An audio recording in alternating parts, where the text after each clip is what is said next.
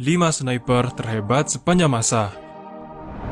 Bagi kamu yang merupakan penikmat film action, film perang, atau suka memainkan game perang, atau mungkin memang suka melihat video bertemakan militer, kamu pasti sudah tidak asing lagi dengan sosok sniper atau penembak jitu. Nah, istilah penembak jitu atau sniper adalah orang yang memiliki keahlian khusus dalam menembak tepat sasaran dari berbagai jarak. Untuk menjadi seorang sniper sangat tidaklah mudah. Selain kamu harus mahir dalam menembak jarak jauh, kamu juga dituntut untuk mampu berkamuflase dengan alam sekitar. Nah, di dunia nyata, dari dulu hingga sekarang, terdapat beberapa nama penembak jitu yang tersohor, bahkan disebut sebagai penembak terbaik di dunia hingga sekarang. Maka dari itu, untuk video kali ini, admin sudah merangkum 5 penembak jitu terhebat sepanjang masa. Dilansir dari berbagai sumber, berikut 5 diantaranya.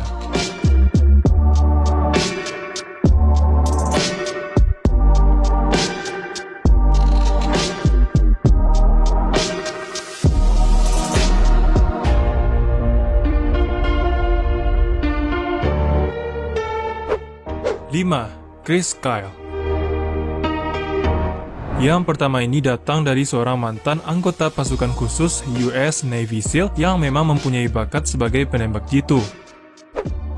Christopher Scott Chris Kyle lahir pada 8 April tahun 1974 di Odessa, Texas, Amerika Serikat. Ini pernah bertugas militer di Irak pada operasi Iraqi Freedom. Nah, selama penugasannya itu, Chris Kyle berhasil menembak sekitar 160 orang musuh menurut hitungan Pentagon. Oleh pihak musuh, rekornya ini membuat Chris Kyle mendapat berbagai julukan seperti The Legend dan The Devil of Ramadi. Karena memang di daerah Ramadi, Irak inilah ia banyak menghabisi lawan. Karena rekornya ini pula, Chris Kyle pada saat itu dihargai 80.000 USD atau hampir sekitar 1 miliar bagi siapapun yang mampu menembak Chris Kyle.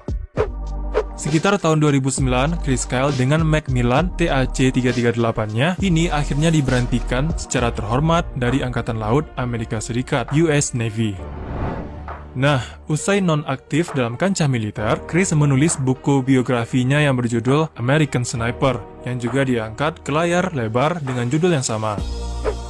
Chris Kyle akhirnya meninggal dunia pada 2 Februari tahun 2013 setelah oleh Eddie Ray Roth yang merupakan seorang mantan marinir yang menderita gangguan stres pasca trauma. Chris pun selama hidupnya telah dianugerahi berbagai penghargaan seperti 2 Silver Star, 5 Bronze Star, 1 Navy and Marine Corps Commendation Medal, 2 Navy and Marine Corps Achievement Medals, dan berbagai satuan lain dan penghargaan pribadi.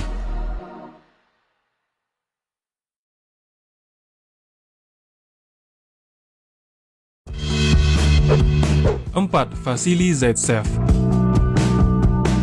Pada saat Perang Dunia II, di dalam pertempuran Stalingrad, terdapat seorang sniper yang sangat berpengaruh terhadap kemenangan Soviet. Dia adalah Vasily Grigorovich Zaitsev. Lahir pada 23 Maret tahun 1915 di Yeleninskoye, Rusia, Vasily merupakan seorang sniper Uni Soviet yang berhasil menembak sekitar 242 musuh selama pertempuran Stalingrad tahun 1942 hingga 1943. Zaitsev dengan senapan Mosin Nagannya ini bahkan pernah menembak seorang tentara musuh yang ditunjuk komandannya dari dalam sebuah jendela dalam jarak 800 meter jauhnya. Nah, ternyata keahlian menembak jarak jauhnya ini telah diperoleh Zaitsev semenjak kecil. Zaitsev sering berlatih menembak rusa bersama kakek dan adiknya di pegunungan Ural, tempat di mana ia dibesarkan. Bahkan di umur 12 tahun, Zaitsev sudah mampu seekor serigala dari jarak jauh. Vasily Zaitsev akhirnya meninggal dunia pada 15 Desember tahun 1991 di umur yang ke-76 tahun di kota Kiev yang pada saat itu masih bagian dari Uni Soviet. Zaitsev meninggal dengan dianugerahi berbagai penghargaan, seperti Pahlawan Uni Soviet, Ordo Lenin, Ordo Bendera Merah, Ordo Perang Patriotik, Medali Pertahanan Stalingrad, dan Medali Kemenangan atas Jerman.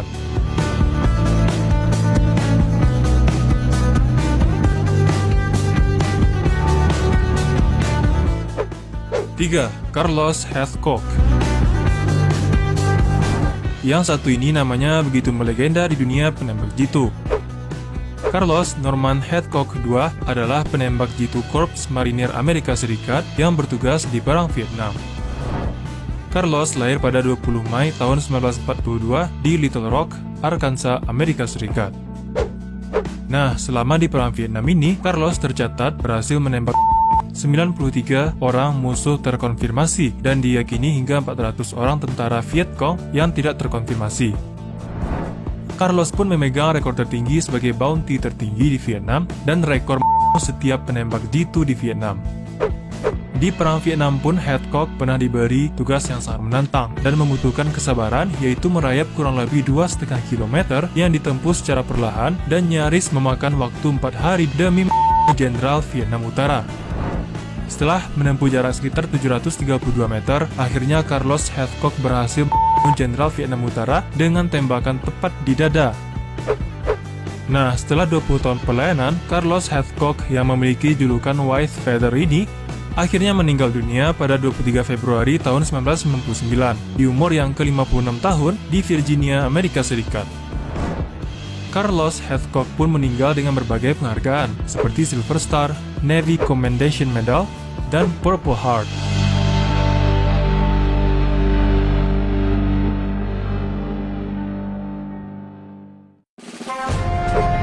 Dua, Tatang Koswara. Selanjutnya ada Tatang Koswara yang merupakan penembak jitu TNI Angkatan Darat terbaik di Indonesia. Beliau lahir pada 12 Desember tahun 1946 di Bandung, Jawa Barat. Dalam buku Sniper Training, Techniques, and Weapons karya Peter Brooks-Smith terbitan tahun 2000, nama Tatang Koswara ini masuk dalam daftar 14 besar Snipers Roll of Honor di dunia. Tatang Koswara bertugas sebagai sniper di Perang Timur Timur pada tahun 1977 hingga 1978. Di perang ini beliau diberikan 2 tugas, yaitu melumpuhkan kekuatan musuh dan masuk ke jantung pertahanan dan mengacaukan pertahanan lawan. Nah, lawan yang dihadapi Tatang Koswara pun bukanlah musuh yang lemah, tetapi adalah pasukan Fretilin yang memiliki skill gerilya yang hebat dan tahu persis medan di Timur-Timur. Tatang yang memiliki nama sandi Siluman 3 ini pun berhasil menembak lebih dari 40 orang anggota Kreibo Hutan Fretilin. Pada tahun 1996 pun Tatang Koswara pensiun dari militer dengan pangkat terakhir Pembantu Letnan 1 dan dikenal dan terdaftar sebagai salah satu penembak jitu terbaik di dunia. Tatang yang pernah menjadi bintang tamu di program Hitam Putih Trans 7 ini pun akhirnya meninggal dunia setelah mengalami serangan jantung pada 3 Maret tahun 2015 pada jam 7:30 malam. Sebelum meninggal pun Pak Tatang sempat mengucapkan kata-kata terakhirnya, yaitu, "Pada saat kaki saya tertembak saat saya lari, saya bingung karena takut masih dikejar oleh musuh dan saya sudah siap pada saat itu. Tapi sebelum saya mencabut ikatan dan foto di kepala saya, lalu saya ikatkan ke luka yang tertembak untuk menutupi lubang peluru tersebut. Lalu sejak itu saya jalan merangkak dengan ikatan yang ada di kaki saya, lalu berpikir kalau sampai mati pun, maka ketika darahku harus ada di merah putih."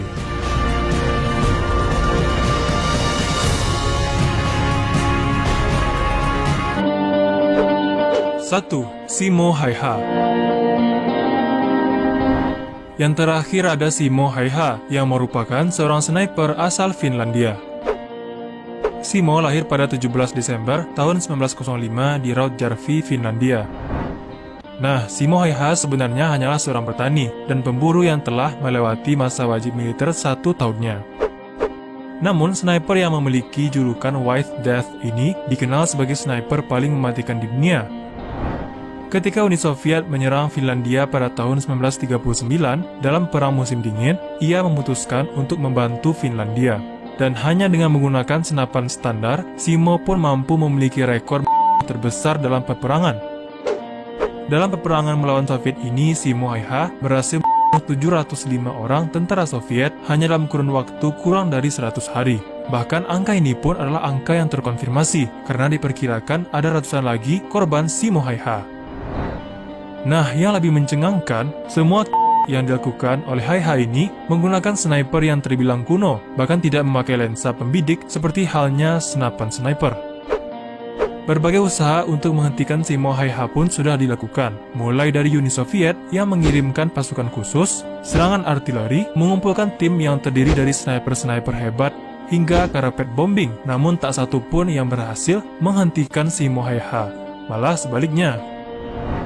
Haeha memang dikenal sebagai sniper yang cerdas. Dia memakai baju serba putih, termasuk topeng putih yang menutupi wajahnya, sehingga mustahil melihatnya ketika bersembunyi di salju. Dari sinilah ia mendapatkan julukan White Death itu.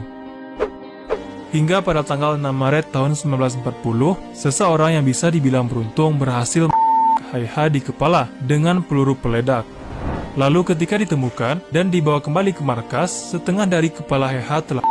Namun serangan ini pun tak mampu Simo Haeha, melainkan ia hanya mengalami cacat wajah secara permanen setelah koma dan pulih selama beberapa tahun.